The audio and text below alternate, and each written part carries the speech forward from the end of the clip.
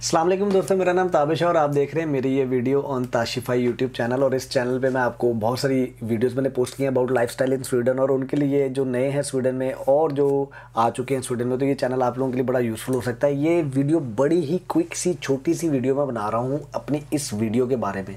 ये वीडियो मैंने पोस्ट की थी, no one will help you.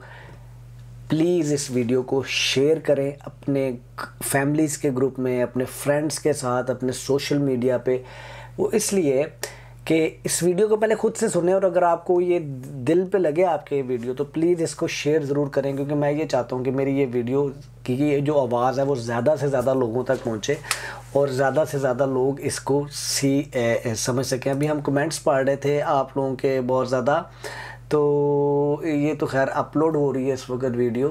तो अभी हम कमेंट्स पढ़ रहे थे, तो इस पे बहुत सारे लोगों ने कहा कि जी मैं this was one of the best video on my channel, this was one of the best video on my channel. तो प्लीज़ इसको शेयर करें, it can change so many people life.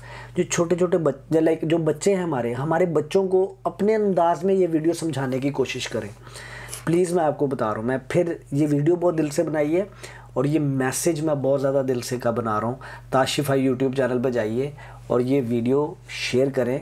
मैं इस वीडियो की डिस्क्रिप्शन में भी इसका link डाल दूँगा ताकि आपको ये वीडियो ढूंढने में आसानी हो।